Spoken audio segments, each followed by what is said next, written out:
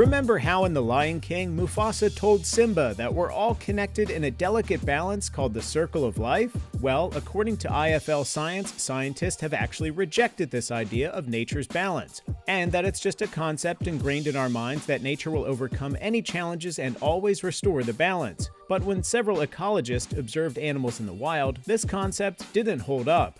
An 8-year study in the journal Nature found that ecosystems aren't balanced, but are instead messy.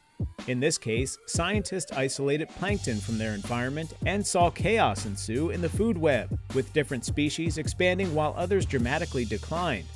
In real life, predators can also eliminate the population of prey, invasive species can disrupt ecosystems, and human behavior can wreak havoc on the environment and lead to species extinction.